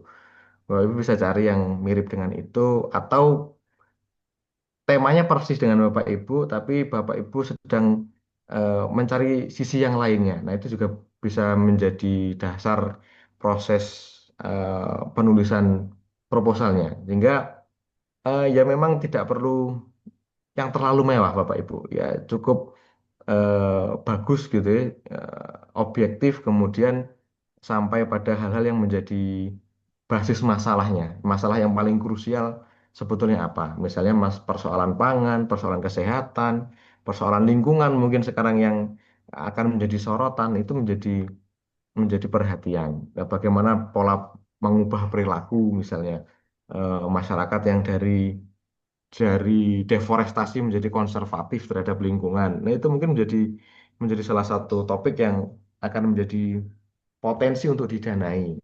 Nah, bagaimana kaitannya kalau penelitian memang harus ada teori-teori yang jadi rujukan Bapak Ibu, grand teori paling tidak. Grand teori yang menjadi rujukan atau Bapak Ibu juga bisa memilih mana referensi-referensi yang mutakhir dalam 5 tahun terakhir, mana topik-topik yang relevan dengan itu. Bapak Ibu bisa menyandingkan itu. Bapak Ibu juga bisa membaca dari hasil laporan itu teori-teorinya apa yang dipakai. Nah, itu yang dicari, dikumpulkan mana yang cocok dengan tema-tema riset kita. Saya kira tidak sulit Bapak Ibu, ada banyak tools yang bisa membantu kita untuk mencari referensi yang sesuai, cari artikel yang sesuai dengan topik yang interest kita. Nah, saya kira banyak yang bisa kita dapatkan. Gitu kira-kira Pak Darjo. Ya, terima kasih Bapak. Satu lagi Pak Fathin, untuk penelitian itu berarti kan kalau saya nih pemula, ketuanya itu memang harus di atas saya berarti ya, untuk mungkin jabatan strukturalnya atau fungsionalnya atau seperti apa Pak? Pak Haryo, Sinta skornya berapa sekarang? Ya, Sinta skornya berapa Pak? 76. Bisa Pak. Sinta skornya itu kalau nggak salah berapa? 99 itu. Anggota berarti ya? 99, ya ingat saya 99. Coba nanti dilihat di panduan lagi ya Bapak Ibu. Eh, Coba dicermati panduannya, apakah Bapak Ibu bisa masuk kategori itu. Saya kira kalau di penelitian pemula itu malah maksimalnya 299 kalau nggak salah Pak Ari. Oh, Jadi 200. iya, jadi Iya. di bawah 200 bisa mengusulkan untuk kategori yang pemula. Heeh. Mau menambahkan Pak Fatihin. Oke Pak Ryan, Jadi gini Pak Aryo, maksudnya Pak Fatihin, memang yang pemula itu untuk yang ngapunten, yang sintanya belum terlalu tinggi belum banyak betul banget Pak. gitu Pak Aryo. Justru memang yang baru bergabung jadi dosen apa itu bisa nggih Pak Fatihin ya, kalau saya lihat di panduan terus di memantau bimanya teman-teman gitu ya Pak Fatihin ya. Betul Pak. Tapi kalau yang sudah sering itu justru yang fundamental nggak bisa Pak Aryo. Dia harus ngambil yang lebih sulit gitu Pak Aryo. Oke, siap. Pak Ryan satu, saya lagi terakhir Ya, ya, silakan Bu. Silakan masih bisa Bu Ketua nggih. Mas Ratusin. Ini jadi keluar dari topik ya, tadinya anggaran saja jadi kemana-mana nih. Moga-moga di apa ya, dipahami ya, karena kita memang paham dengan peraturan pemerintah yang terus berubah. Persyaratannya berubah, saya tuh Betul. ngalami itu, jadi mohon dipahami. Nah, ini yang mau saya tanyakan, tadi kan setelah mendengarkan masukan dari dosen, juga pertanyaan-pertanyaan tuh, sebetulnya proposalnya itu berbasis kualitatif, kuantitatif, atau mix, atau apa itu, apakah ada, kalau kuantitatif lebih sering diterima, kalau kualitatif lagi studi kasus tuh nggak bisa, kalau mix method tuh bagaimana, itu yang pertama. Jadi itu adalah jenis penelitiannya, dan yang kedua, tentang tadi pertanyaan saya, apakah untuk penelitian model pun itu boleh terima saja atau harus menggandeng perguruan tinggi negeri atau bagaimana Mas Taufik untuk tahun ini? Ya, matur nuwun. Oke, teman-teman, kita coba lihat panduan nih Bapak Ibu. Eh, ini panduan di dosen pemula itu luarannya berupa jurnal nasional. Bisa Sinta 4 sampai Sinta 1. Jadi Sinta 4 boleh Bapak Ibu. Saya kira Sinta 4 juga tidak terlalu sulit. Atau satu artikel di jurnal bereputasi internasional. Nah, Bapak Ibu bisa pilih mau nasional atau internasional. Untuk pemula mungkin nasional dulu, Sinta 3, Sinta 4 atau Sinta 3. Nah, besaran dananya 50 juta. Persyaratan ketua pengusulnya memiliki jabatan fungsional maksimal lektor yang berasal dari perguruan tinggi klaster Madya, Pratama, Binaan, Utama, dan Mandiri. Jadi semua perguruan tinggi bisa mengakses ini, Bapak Ibu. Kemudian cinta skornya maksimal 299. Jadi 249 itu untuk Saintek dan 99 untuk Sosum dan Seni. Jadi Pak Haryo bisa masuk sini. Anggota pengusul minimal 2 orang. Dosen yang sudah mendapatkan pendanaan PDP sebanyak 2 kali tidak dapat mengusulkan skema ini. Jadi maksimal 2 kali, Bapak Ibu. Kalau belum pernah mengusulkan, ini peluang untuk bisa kita ikuti di penelitian dosen pemula. Kemudian kita coba cek yang ke fundamental. Di fundamental itu luarannya artikel di jurnal internasional, maksimal pendanaannya 150 juta, bisa dilakukan dalam jangka waktu 1 sampai 2 tahun. Pengusulnya bisa S2, minimal memiliki jabatan fungsional lektor, atau dengan pengusul kualifikasi S3 tidak dipersyaratkan memiliki jabatan fungsional tertentu. Jadi S3 meskipun asisten ahli bisa mengusulkan yang fundamental, penelitian fundamental ini, Bapak Ibu. Kemudian Sinta skornya minimal untuk sosum dan seni 100, untuk saintek 300. Jadi kalau Bapak Ibu ada yang Sinta skornya di atas 100, bisa dicoba untuk yang fundamental. Ketuanya, ketua pengusul berasal dari perguruan tinggi, klaster mandiri, dan sebagainya. Semua klaster bisa. Anggota pengusul minimal 2 orang dengan salah satu anggota dosen berasal dari perguruan tinggi yang sama. Jadi di fundamental ini Bapak Ibu bisa minimal harus ada satu dari perguruan tinggi yang sama, boleh melibatkan anggota dari perguruan tinggi yang lain. Tidak wajib tapi boleh, gitu ya.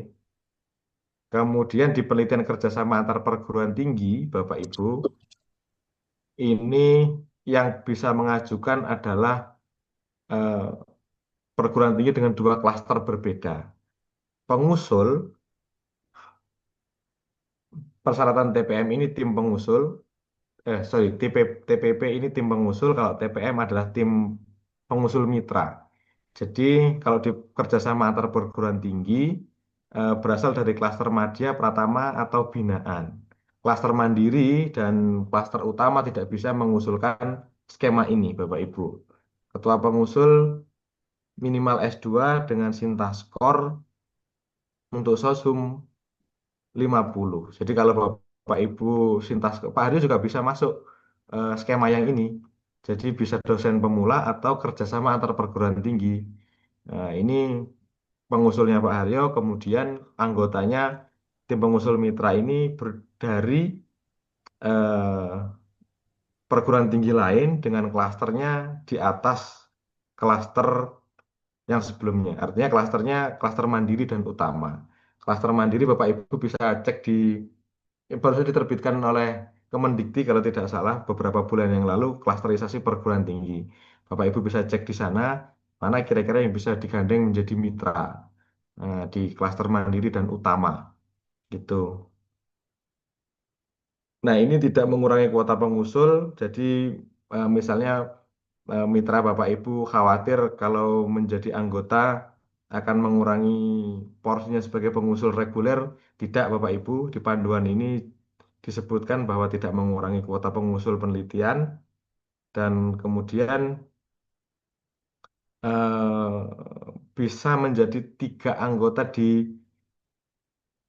menjadi mitra di 3 judul untuk skema kerjasama antar perguruan tinggi. Jadi ini fungsinya sebetulnya adalah untuk asistensi perguruan tinggi yang ada di klaster-klaster eh, madya, pratama, dan binaan agar didampingi oleh peneliti dari klaster mandiri dan utama untuk mempercepat peningkatan kualitas penelitian. Saya kira begitu. Kemudian di terapan, kita cek di terapan, terapan prototipe itu ada purwarupa yang diujikan dengan yang diuji oleh laboratorium setara dengan ISO. Demikian ini Bapak Ibu. Jadi kalau prototipe memang harus diuji spesifik oleh lembaga yang terakreditasi. Kemudian ada laporan feasibility studi produk yang dikembangkan. Jadi prototipe mungkin agak berat nih Bapak Ibu. Karena tagihannya harus harus ada purwarupa yang diuji di laboratorium yang terakreditasi ISO. Kemudian kalau di model tidak seberat prototipe. Di model itu hanya model yang telah diuji di lingkungan pengguna atau pengguna sebenarnya. Ini misalnya mitranya adalah UMKM, Bapak Ibu bisa mengujikan modelnya di mitra-mitra itu. Ada laporan visibility produk, besaran dana penelitian maksimalnya 250 juta, jangka waktu penelitiannya 1 tahun. Punya Sinta skor minimal 300 untuk Soshum. Oke. Ketua pengusul berasal dari klaster. Semua klaster perguruan tinggi bisa mengusulkan, Bapak Ibu. Anggota pengusul minimal 2 orang dengan salah satu dari perguruan tinggi yang sama. Jadi boleh mengajak perguruan tinggi yang lain, tapi sifatnya tidak wajib. Yang wajib satu perguruan tinggi yang sama. Wajib memiliki mitra dibuktikan dengan surat pernyataan yang mendukung dukungan baik natura maupun cash. Gitu, gitu. Jadi Bapak Ibu perlu mencari mitra dan mereka bersedia mengeluarkan surat pernyataan menjadi mitra kegiatan riset Bapak Ibu. Saya kira begitu tambahannya, Bu Ketua, Pak Haryo, Pak Rayan, dan Bapak Ibu yang lain. Ya, baik, terima kasih Pak Fatin. Mungkin karena hampir jam 10, mungkin ada satu pertanyaan lagi mungkin Pak Fri mungkin ini baru on cam. Sudah siap Pak Fri sepertinya proposalnya nih Mas Fatin. Pak Fri, halo? Harus disubmit pokoknya Bapak Ibu proposalnya. Iya harus disubmit betul. Kemarin Prof Agung juga bilang seperti itu. Pokoknya harus ada submit gitu ya. Harus disubmit. Jangan dibiarkan sebagai draft Bapak Ibu. Iya, pokoknya disubmit saja. Oh iya, saya mungkin mau sharing ya teman-teman. Jadi hibah yang kemarin saya diajak Institut Pertanian Malang itu Pak Fatin sebetulnya apa ya ketua LPPM-nya tiba-tiba ngontak di sekitar bulan ini juga Pak Fatin akhir 2024 kalau tidak salah. Di WA saja begitu Pak Fatin ya saya namanya apa ya pengen belajar ya dan lintas ilmu juga saya iakan gitu kurang lebih gitu Pak Fatin. Jadi saya accept saja di Bima sebagai anggota. Nah, di pengumuman awal awal Januari 2005 itu sudah ada pengumuman ya termasuk pengumumannya hibahnya Mbak Adel itu ya yang akhirnya Ya. digantikan Bu Ketua. Ya saya pikir sudah tidak lolos Pak Fatihin gitu ya. Iya, iya, iya. Sudah. Nah, ternyata di akhir akhir 2025 itu dapat info dari Ketua LPPM-nya Institut Pertanian Malang. Alhamdulillah ini tembus Pak Ryan loh. Saya kan bingung loh, bukannya di awal Januari itu saya kira sudah nggak tembus. Ternyata Ya, ada batch sampai batch ketiga Pak batch Fatihin. tiga Jadi betul Pak. di batch pertama memang tidak tembus. Terus dari diktinya bilang ini monggo direvisi dulu. Ya, betul. Nah, teman-teman di IPM itu coba di batch 2 disubmit lagi, tidak tembus juga gitu ya. Ini, Nah, ternyata di September atau Oktober ada kesempatan di batch 3. Nah, itu baru masuk Pak Fatihin. iya Ah, Pak. jadi benar ini teman-teman semua ya. Jadi coba disubmit saja dulu karena batchnya kalau lihat yang dari tahun lalu itu bisa sampai 3 ya Pak Fatihin. Ya mungkin di Betul Pak. kesempatan pertama belum tembus gitu ya nanti mungkin di pertengahan tahun dibuka lagi ya untuk revisi Betul, disubmit betul. lagi Iya dan Pak. nanti di akhir tahun gitu ya itu bisa jadi ada batch ketiga gitu ya Mbak Pak Betul Fatin Pak. ya. Betul Pak Ryan. Ada banyak kesempatan Bapak Ibu. Sebetulnya ada skema-skema yang lain juga. Jadi kalau Bapak Ibu buka Bima itu di program lainnya itu banyak sekali skema yang lain. Ada produk inovasi seni, ada dan sebagainya. Nah itu bisa juga dicoba Bapak Ibu diikuti. Iya ya. Kalau kata Pak Darjo kemarin di grup ini mumpung Pak Purbaya ya berbaik hati Betul, betul Pak. berbagi berbagi apa berbagi apa hibah ya untuk para Iya, akademisi. Nah, kita harus manfaatkan teman-teman ya Pak Fatin ya. betul Pak. Dan ada space honorarium 25%. Nah itu juga saya kira menjadi angin segar bagi kita semua untuk meningkatkan produktivitas Bapak Ibu. Betul, Saya betul. kira proposalnya Mbak Adil itu juga bisa jadi contoh Pak Ryan. Karena itu kan skemanya dosen pemula saya kalau nggak salah ya Pak Ena. Iya, betul, betul dosen Itu pemula, iya.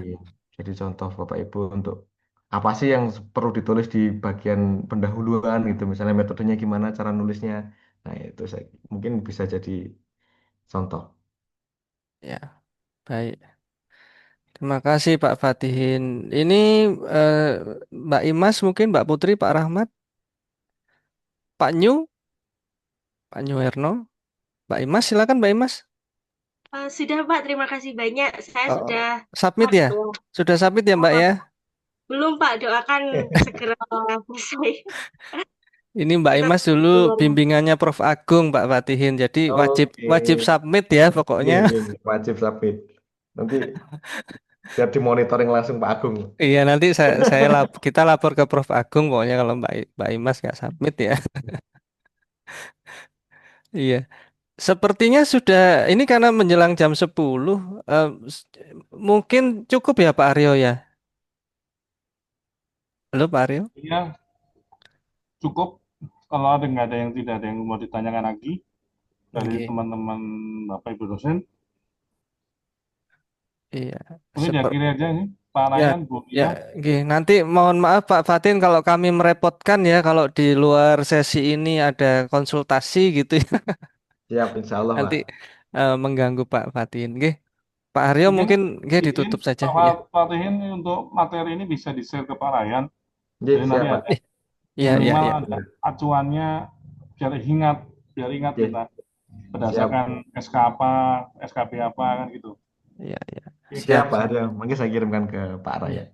Ya, Mungkin foto bersama dulu Pak Haryo. Ini dipandu monggo Bu bisa Ira. dinyalakan. Kenang-kenangan ini karena Pak Fatin juga jadwalnya sibuk saya tahu persis ini. Mumpung bisa ini Pak Fatin ya. Bu Putri, Tanyu, bisa di ini kameranya. Ya, Bu Ira silakan memandu Bu Ira. Apakah sudah siap Bapak Ibu? Bu Imas belum tampil ini Bu Imas. Bu Imas. Bu Putri nggak ada. Tunggu Bu Ira. Baik. Bentar. 1, 2, 3. Bos.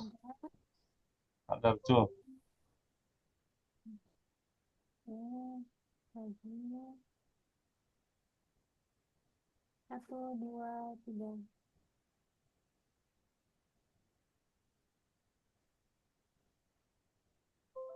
Satu lagi ya, mohon izin. Ada yang belum. 1, 2, 3.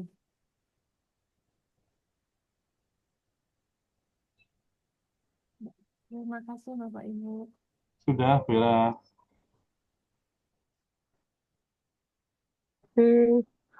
Mas Fatihin juga semuanya. Saya Terima pamit. kasih. Terima kasih Bu. Bu Ketua, terima kasih. Terima kasih. Assalamualaikum. Terima kasih Pak Fatih.